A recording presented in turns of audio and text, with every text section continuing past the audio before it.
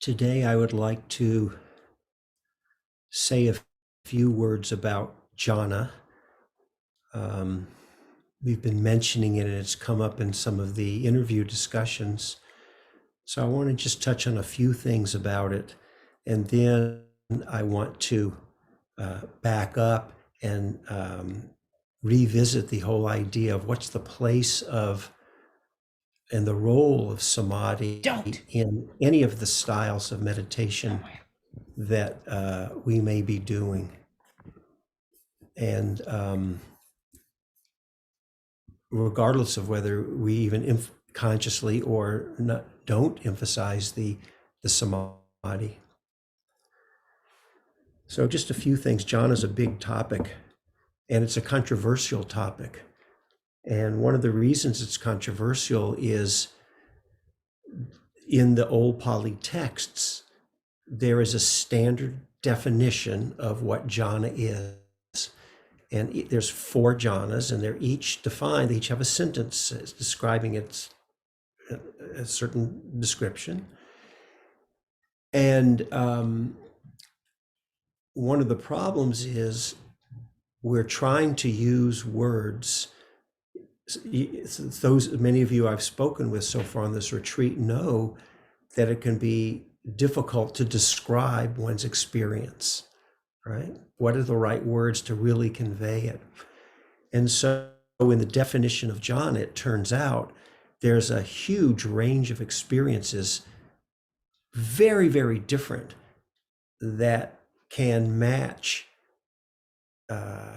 those words. In fact, let me read you something here, which I think captures it very well. There's a teacher named Ajahn Thanissaro. He's a Westerner, but he's the abbot of the Metta Force Monastery down in San Diego. We sometimes, his name was Jeffrey, so we sometimes call him Tan Jeff affectionately. And here's what he said that I thought was interesting. It's a couple of paragraphs, but it's not that long. He said, I asked him a question, I interviewed him. I said, why do you think there's so much disagreement and controversy around samadhi? We haven't talked about the controversy here so much, but a little bit we have, because we've talked about that there are styles of meditation that we put a label, we call them insight meditation. It's a range, it's not just one way. And that there's, within what we call insight meditation, there's actually quite a range of how much or little people emphasize concentration. And it's not, and sometimes people are very attached to their particular view as being like the right way. And so it's very common for that. The same way that there's meditation practices we can call concentration practices, and it's a big world also, and they have different views about jhana and concentration, and different views about how it relates to insight meditation, or even if you need to do this thing called insight meditation.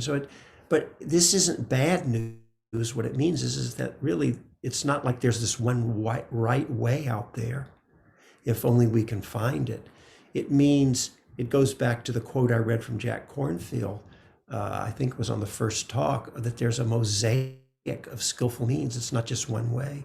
And so this is good news, because it really means we can find what works best for each of us.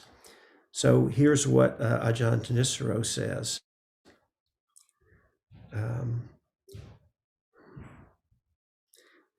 He says a few things first, but then he says, he gives a few issues of why he thinks there's a lot of disagreements. And then he says, another much larger issue is that given that we're talking about purely mental states, each person's sense of the map inside the mind is going to be different. When I use a term and you use a term, there's no guarantee that we're actually talking about the same thing. Once when I was camping in Utah, we went to Powell Point. We had a guidebook and thought we were following the road to Powell Point, but we made a wrong turn somewhere and came out at Henderson Canyon instead. We walked out to the end of the point there and tried to identify the landmarks the guidebook said you could see from the end of Powell Point, the Henry Mountains and so forth. The only problem was that there was a very large cliff off to the east, which wasn't mentioned in the book. After about 15 minutes, we realized that the cliff that was out there was Powell Point, and we had made a wrong turn. So the next day we went up to Powell Point, and the hills we had originally thought were the Henry Mountains were something else entirely. The Henry Mountains were much further east. The problem was that we had been standing at the wrong place, so our sense of the landscape was all skewed. You've got the same issue with people meditating, or even worse. When you're talking about meditative experiences, who knows if we're standing on the same point? And this is the key point. There are so many different points you can stand on, and so many states that are radically different but fit the same verbal description. What makes it worse is that even if the Powell point of the mind were just to your east, you wouldn't be able to see it. So that is what we have to deal with. But the good news is we don't have to worry about all that. But it is good to kind of get a sense of the landscape and the different ways people are teaching and understanding all of this. So the more we're educated about it, then we see how to kind of hold it together. And then it helps us find the way that we relate to the best. So going back to the jhana descriptions, it's exactly like this. There's these 4 sentences. They describe what jhana is. I'm not going to get into all that. That would be a whole long piece on it. I can point you to, it's easy to go find the words. And because many different meditative states meet those descriptions, it gets confusing. And so people can get very opinionated, and there's Dharma wars out there practically over what's jhana and not jhana and all this. And the way I hold it is that you can, if it matches those words, you can legitimately call it jhana. And if I have a different sense of it, that's fine. We can just say there's a lot of different jhana systems out there and understandings. And so Lee Brasington's got his jhana, so-and-so's got their jhana. It's fine. One of the elements that they talk about in jhana, I've already mentioned this word piti, that often gets it's in the first 2 jhanas, and then it drops away as you settle down in the deeper jhanas. But this piti is I mentioned that there's a wide range of how it's experienced. Even that one term, it's not just one way on how it arises for people. And even in very, very deep states, sometimes it can be very strong or it can be very smooth and light. And it's just not the same for everyone. So what I really, let me know if you want, I'm going to say a couple of things that I consider common out to all jhanas, which is the point I want to make now. I just, because of the length of the retreat, there's not a lot of time to really go deep into the jhana part. But the main thing to keep in mind is all jhana is that it's a label that we put on some of the stronger or deeper, subtler states of concentration that you can get to. Okay. And when we talk about 4 jhanas, what I'm about to say is maybe a little controversial, but it's not a discrete thing. You're either in jhana 1, 2, 3, or 4. I consider it a continuum, and these are just signposts on the way to give you an idea of kind of where you're at. But regardless of how much bliss you have or don't have, I think all of the jhanas have a few qualities in common. And there are 3 qualities that I think have to be there and for anybody's jhana system, and then to call it jhana. Number 1 is, how if you gain a little bit of concentration even, and the mind settles a little. I discussed, I think it was yesterday, about right effort. I think that was in the morning instructions, how maybe it can sometimes feel like hard work. It can be like that, especially if our minds aren't trained and we're just trying to settle down and keep our mind steady even a little bit. But as we start to settle, it becomes much easier because we're not having to do so much to be connected and present. By virtue of being more concentrated, we just are in that state. It's very similar to walking around in whatever daily life consciousness is for you. You don't have to do anything to be in that state of consciousness. You just are. even if it's just kind of a spaced out, distracted or reactive state of consciousness, it's a state of consciousness. You're just in it. It's the same thing in these concentration states. They're different than that kind of daily life. It's the same thing. You're just in it. You're not having to direct your attention in or anything to be there. It's kind of like that.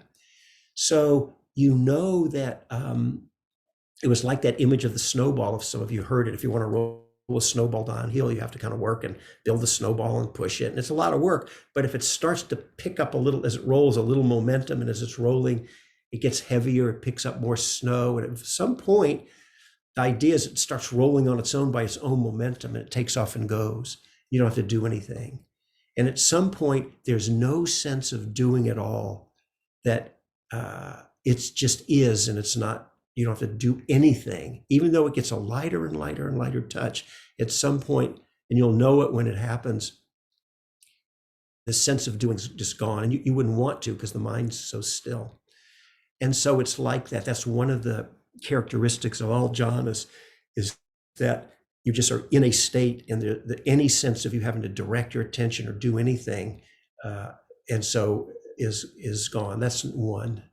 Another thing is then, not only is there not a sense of it's kind of connected, is that it's self-sustaining. It continues, so there's no efforting, and it's continuing on its own as long as you're in the state. You still can pull yourself out. It's funny, because when you get in these states, the mind doesn't want to move. But I'm using the term the mind. It's kind of funny, because it's almost like there's a second part of the mind, because even within that state, there's a part of the mind that you can kind of direct. And it's probably not a verbal, but I'll say it just in words. It might be like, what's this? Or this is interesting. Or wow, look what's happening here. Or what happens if I incline my mind this way? Or let me check out, what is this? How does this feel? You can kind of incline the mind like that. So there's a part of the mind where you can choose to move it. It's hard to explain, but it's within a mind that's unmoving. It's like that still force pool of Ajahn Chah. So the mind's self-sustaining, happening on its own. The mindfulness is completely unbroken. This is another of the characteristics. So that, as you get more concentrated, your mind tends to wander less. And as you go deeper in the Samadhi, you're just present more and more, and your mind wanders off a lot less. And if you do go off and get lost in thought or wandered off, it's not as deeply lost. And then it gets to the point where the mind, it's not really going off much at all, but there's still kind of an impulse for it to start to go and move a little. And then finally that just stops. There's not even an impulse for the mind to go off. It's just, so it's self-sustaining, no sense of having to effort to make it happen. And it's an unbroken presence or wakefulness or mindfulness. And then the other thing that comes along with it, that I also mentioned the other day, is it really superpowers the level of your awareness or perception. And I think I used the image that it's like turning your mind, you could say, even to like an electron microscope, really finely attuned in, or quite vast like a Hubble telescope. And it can feel like those ways. And I think either image works. So it's amazing that I remember being in some of these states, and I could, it's hard to describe, but I actually could, see, I guess I'd say, use the word see, thoughts before as they were formulating to bubble, before they come up into the conscious level. I mean, now it seems like, well, yeah, that's kind of odd, but at the time it was just the clearest thing, and it was just the energy of the thought. And sometimes they may break into a word, or sometimes just being perceived, they would start to come up and then dissipate and everything. That's the level of attunement. That's an example. It doesn't have to happen for everyone, but stuff like that can happen. So these are the kind of qualities that I would say make a meditative state jhana. And then along with that, there's a huge range of, as we've already talked about, all these other experiences of energies, or pleasant or even blissful, or lights or sounds or expansiveness. And there's all this other stuff that can go along with it in many different combinations. And that's part of the diversity of jhana. So that's kind of just a basic, there's a whole piece if we wanted to get into, if we had more time, I'd really go through the definitions. If you want the jhana definitions, it's easy to find online. You let me know. Some of you, I'm not trying to sell you books, but some of you know this book is my book on samadhi, and really goes into a lot about detail on what the jhanas are and the different ways they're understood. Some of you know that book.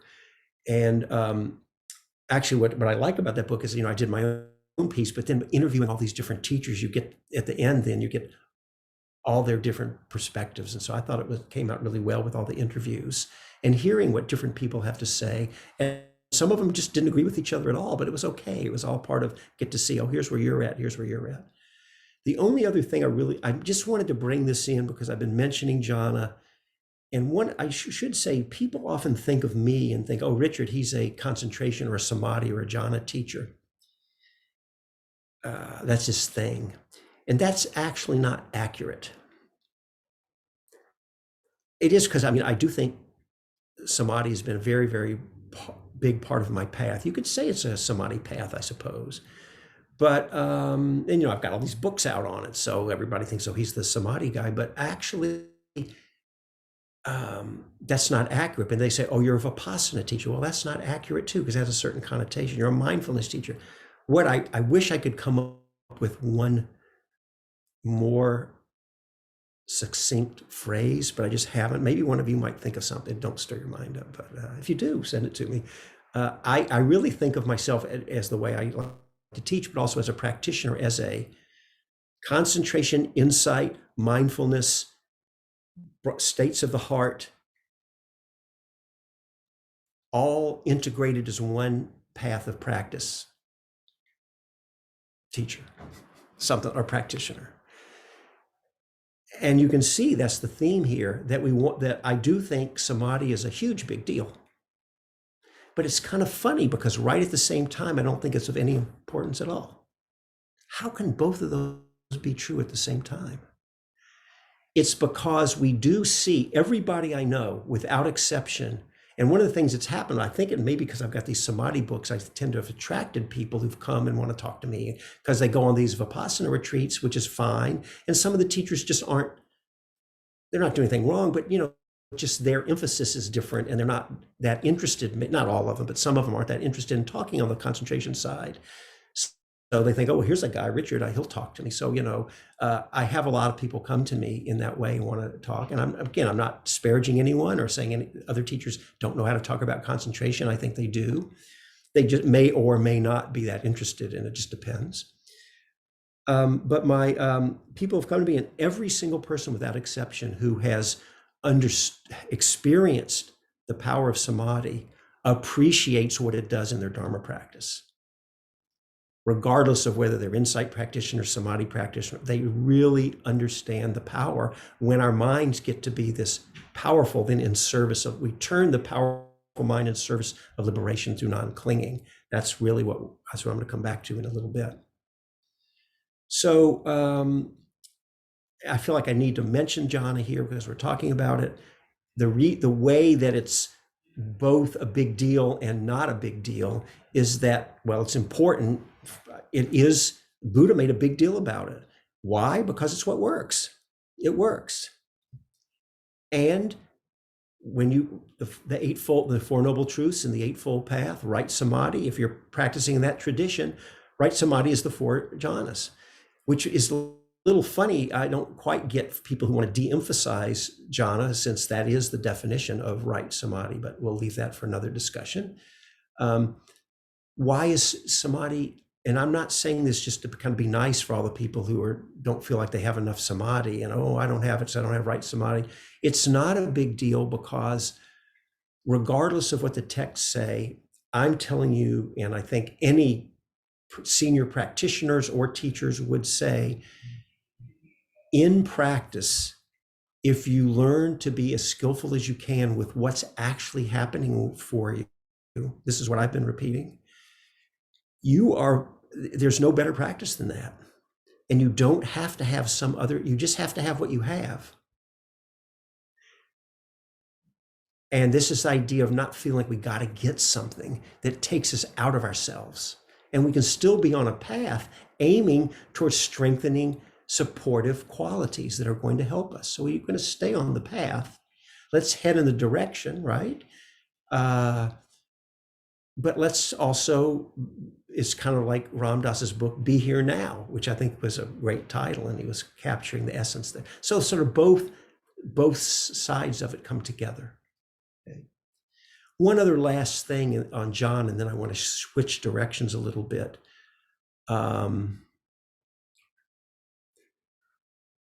You will sometimes hear people say, like, jhana is a state in which you are deeply connected. Remember I was saying samadhi can be connecting or disconnecting. And others will say jhana is a state where you've left awareness of the body behind. How can they both be true?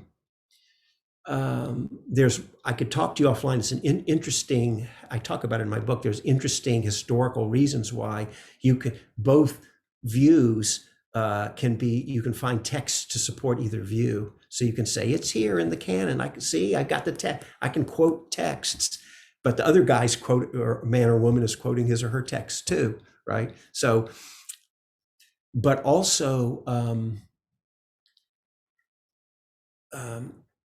you can experience it both ways, as I was saying. You can disconnect or connect and everything. So all of these things are real experiences.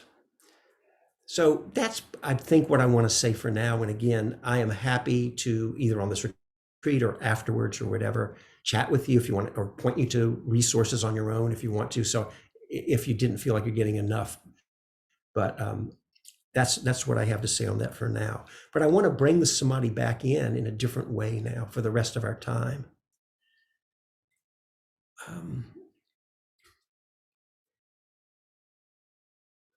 I wanted to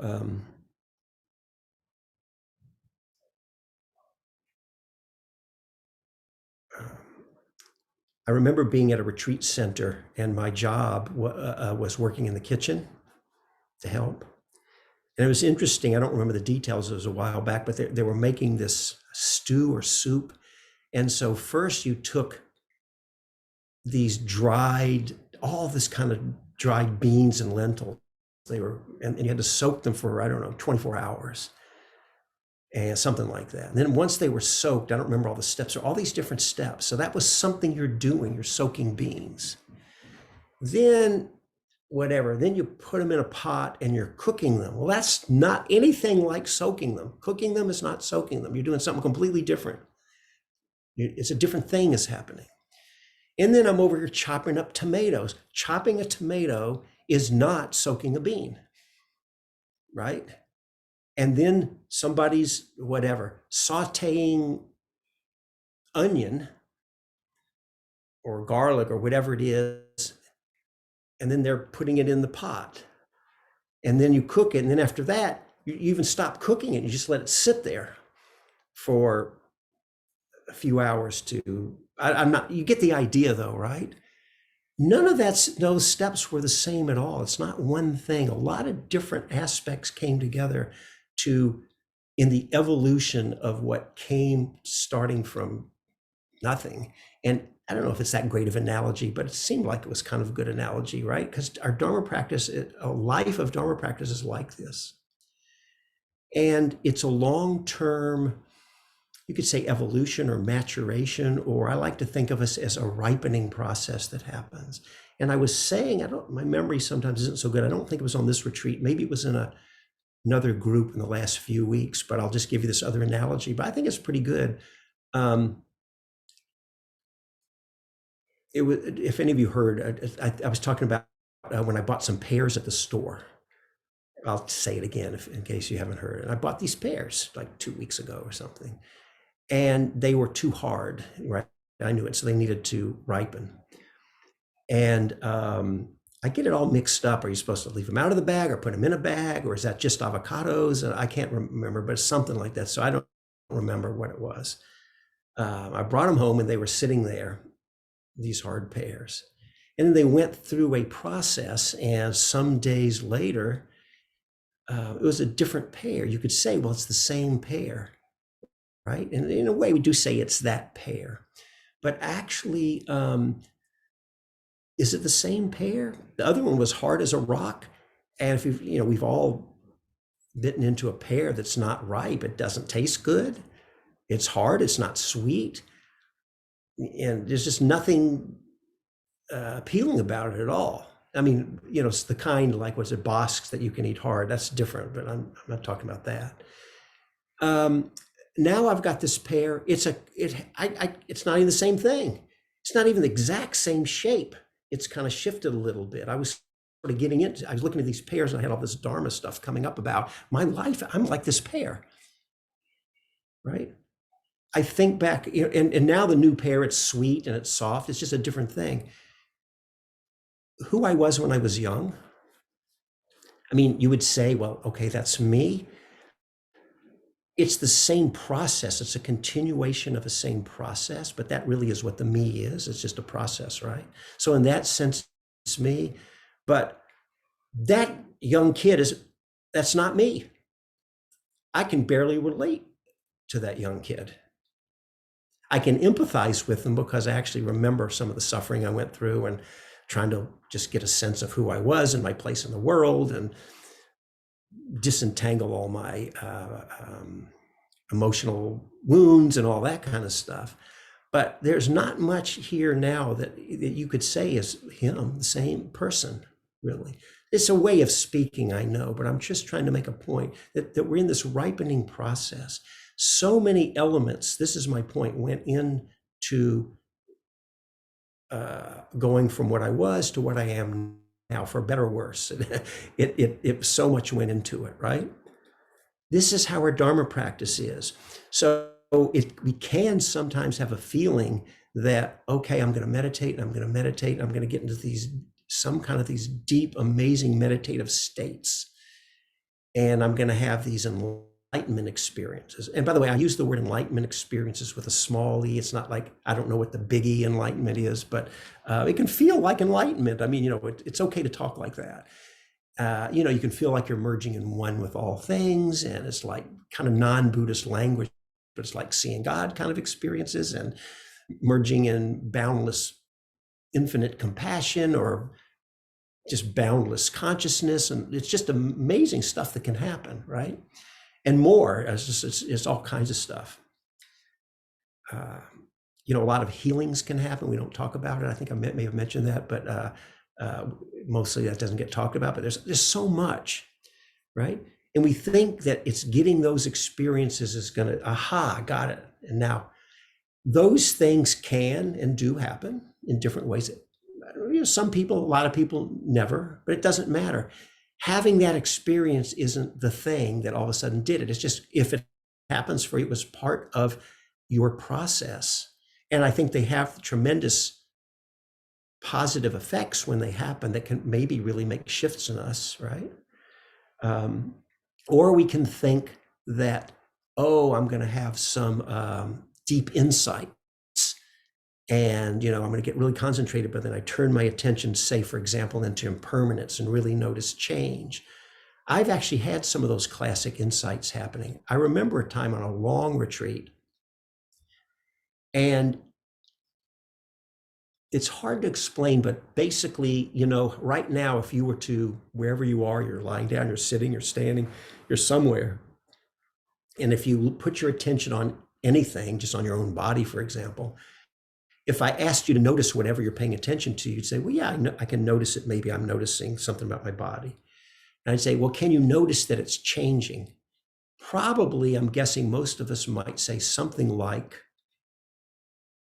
well, yes, if I make a point of it, I can notice the fact that it's changing, but mostly I just naturally notice the thing itself. But yeah, I can make a point to notice the fact of change.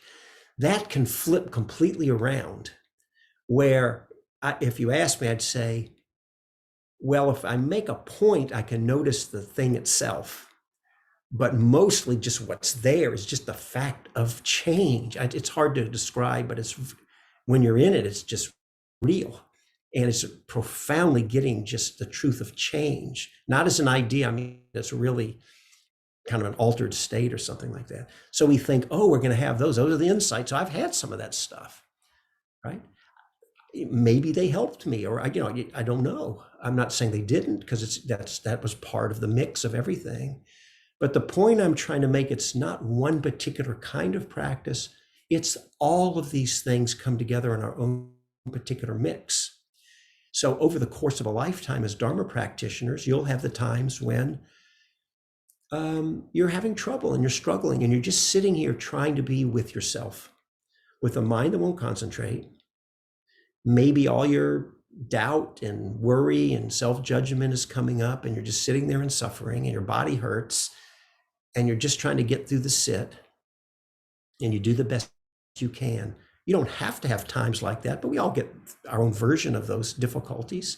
And when the difficulties come, that's part of the mix. It's the long-term ripening process. That is part of what happens. And we work to try and settle and steady the mind. And we may or may not get what we want, whatever, depending on how much time we choose to put in and all that. But just in the process of showing up and doing our part and getting what you get or not getting it is part of the mix. We may turn the mind towards insights, or we may not. You don't have to. You may just be on the Samadhi side, but you may turn the mind towards insights or get insights, and that'll be part of the mix. Or just all of the different ways we do this are part of the conditioning process that leads to our ripening. And my feeling from having hung around with a lot of people, I'm looking at myself, and I've been in the teacher role now for a lot of years now, several decades, 30 years, and so you get the gift of being able to hang out with a lot of different people and see how it is, and you really learn that. So I want to be a little careful here, because I'm going to say, let me just say it, and then I may have to clean up if people get too reactive. I don't think it matters what you do. I don't think there's any form it has to take, except if I'm talking about from a Dharma perspective, and moving us in the direction of a liberation through non-clinging. If in that sense, when I say it doesn't matter what you do, I don't think the practices matter. Which combination of mindfulness, concentration, insight, and love you work together, you'll find your own mix. And most of us will want to bring in different aspects from time to time. But I say it doesn't matter because it's an all of the above, or in whatever combinations you choose. And it works. And people just everybody you speak to over the course of a lifetime will look back and can really see the shift in just their natural way of being that comes from having just been engaged. This is the point. We still have to be in touch with our intention. You can't just blow it all off and not even think about Dharma qualities and think that's going to get you there. In that case, it matters, sure. But in any way, listening to our own truth, that we apply any of these practices, I've just seen it time and time again. And I've never run across a time where a person didn't think that was true. Oh God, I've been meditating 40 years and I should have done Jhana practice. Dang, never heard that from anyone. Oh, I should have been doing insight. Why was I doing all this Samadhi? No, nobody thinks that, because you see what works. Having said that, I now want to come back though and because I'm giving a lot of emphasis, having said, I don't think Samadhi's a big deal and I'm on all of the above. Now I'm stepping back to, having said that as the bigger container to hold it in, now I feel clear and able to say, now I think Samadhi's got a lot of importance within that. Without overstriving, without creating suffering, being happy and content and patient where we are, let's aim ourselves for it. And I want to name a few things that I don't know if I've touched on that I think are the powers that come from the Samadhi then. In no particular order. In the service of what we talk about, the insights, if you never thought of insight, and of course we're talking about wanting to consciously have the insight techniques and methods available to us, but even if you never did, if you get in deep Samadhi, because of the strength and the power of your mind, so many realizations are going to just come. Doesn't mean you won't have time to turn to insight kind of orientations too, But these things come and realizations come, things you never realized about yourself. It's kind of like what I said earlier about when I could perceive thoughts. That's not really such an insight, but it was just a level of perception that it was going on. Those impulses for a thought to arise were there, but they're too subtle to see usually, right? And so a lot of things that had been covered over because our minds weren't steady and present enough become clear. And an image I like to use is two images I like. One is that, well, let me back up for a second. Samadhi can lead us in two directions. We can end up feeling like we're emptied out, and we can end up feeling like we're filled.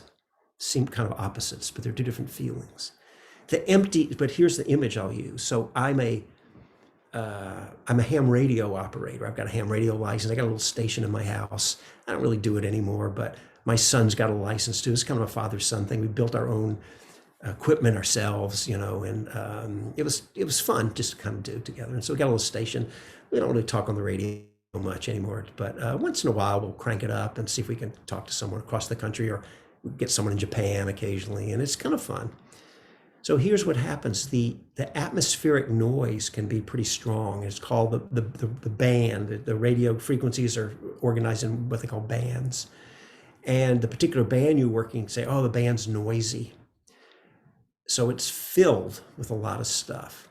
And so signals that are there, you can't hear anything. And sometimes it's so bad, just the band's just, you just don't even try. It's just a known thing in amateur radio that you can't get through. And other times the band is quiet. And when the band is quiet, the atmospheric noise is there. Even weak signals from far away come in clearly, and you're receiving them and can talk to people and they were there when there was the noise, but the signal's still there, but it's just lost in all that noise, and you can't do it. It's like that in our Dharma practice. As we settle the mind, we become emptied out. Well, you could say of a lot of the noise, just the stuff going on in there, and it settles out, we get emptied. But then it opens us up to a whole another subtler level of, you could say, the fullness that can arise, and can open up to some amazing, and then we can touch into, one of the things that happens in Dharma practice is sometimes we'll, I'll come back to what I was saying in just a moment. You sometimes, we talk, you can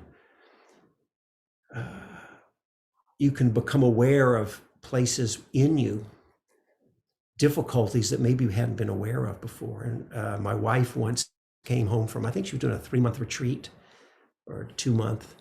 And normally when one of us would go on a retreat or the other, we would call each other once or twice a week, and it didn't mess up your retreat, to talk a little, just say, hey, how you doing? I'm good. I'm good. Okay, great. And it helps everybody's minds stay settled. But this retreat, for whatever reason, we almost didn't talk at all. I didn't know what was going on with her. And she came home, and she said to me, she says, sometimes I don't know that this meditation's all that great. She had a hard retreat. And she said, there were things in me that I didn't want to have to sit and be with. I didn't want to have to feel. She was joking a little bit, saying, maybe I didn't even want to know this part in me. It can feel like that sometimes.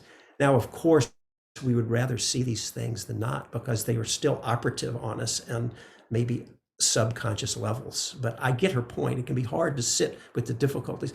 So we can start to perceive parts of our being that can be challenging and that maybe need some love and healing, and shine the light of awareness on them. But we also open up to places within us of amazing, we get to learn how beautiful the mind can be too, and our hearts are. We touch to those aspects of ourselves that also we didn't realize our own hearts and minds could be so beautiful, right? So all of these things we kind of empty out in certain ways, and we open up into fullness in some ways. This is one of the powers of Samadhi. And the level of perceptions then that you can see that we bring in, whether we consciously turn to the insight side in service of investigating, looking, hanging out with certain things that we need to be with, or just in the insights that arise on their own from within the samadhi. So that's a tremendous power of this kind of empowered perception that we get. Another power that can happen in the samadhi is it can be tremendously healing, where some of these good energies come through, and just by virtue of being in these meditative states, even if you're not thinking in terms of insights or things, you just are in the state.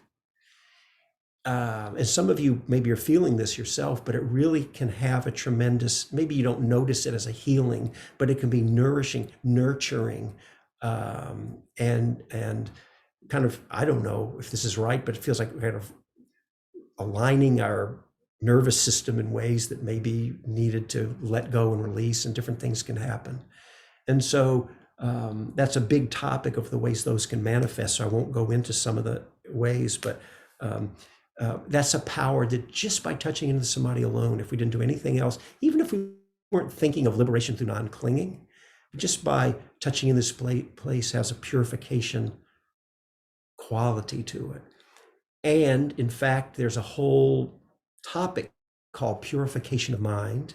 It comes more out of the Visuddhimagga, and it has to do with touching into these powerful places and how they have this way of,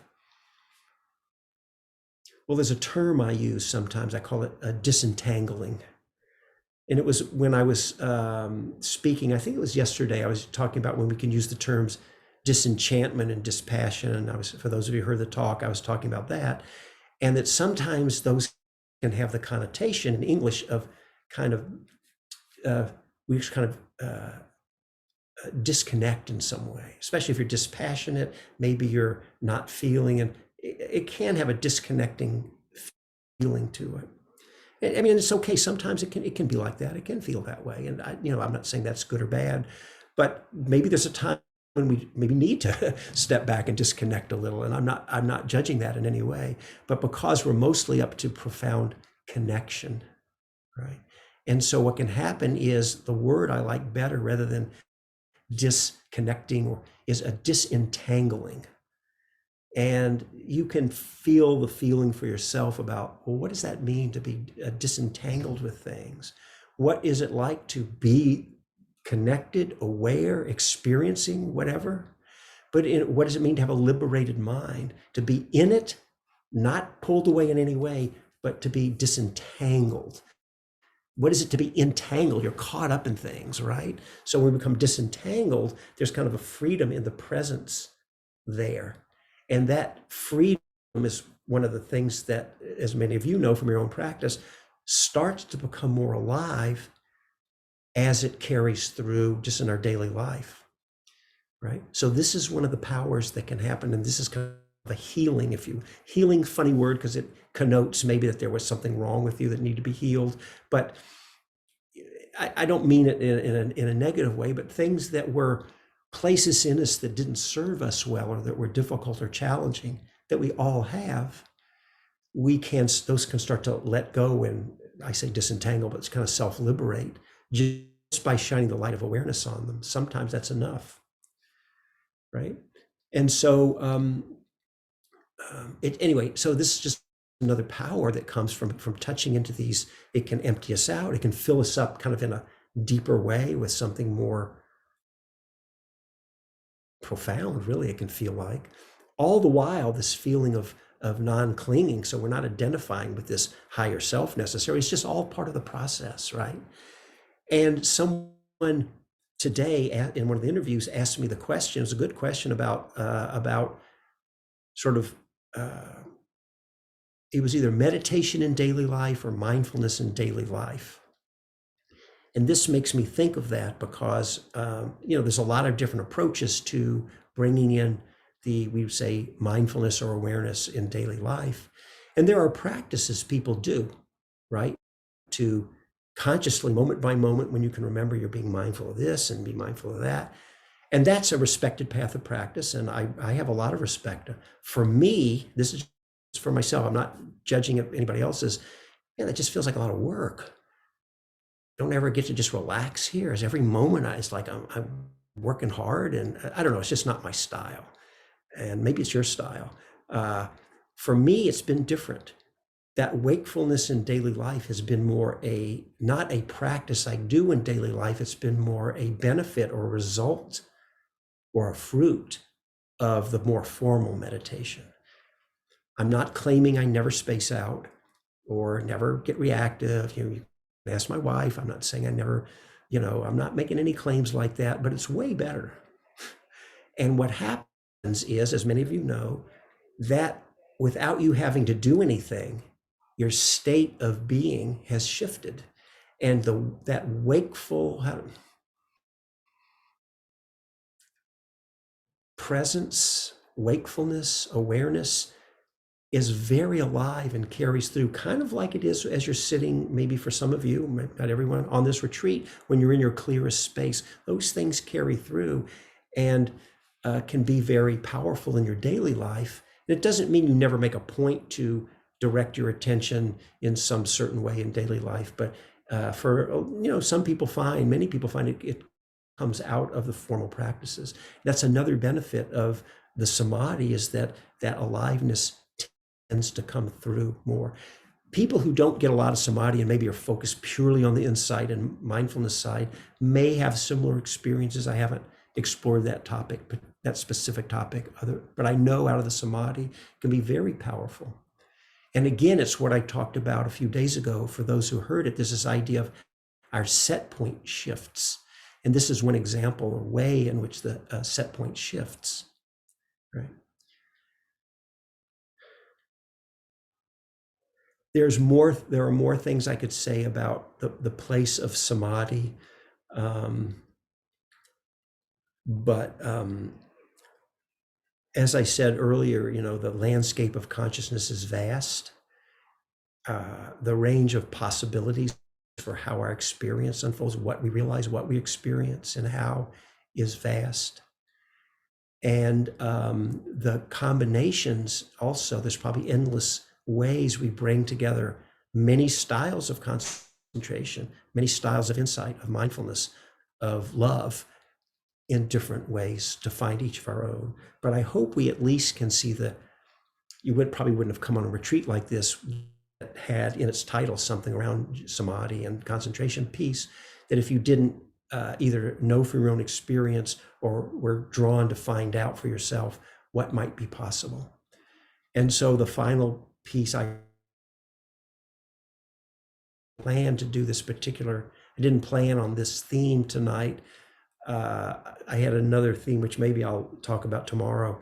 But coming out of some of the interviews today, I wanted to just touch on all these things, some just bits and pieces around jhana and different ways concentration can be understood and related to.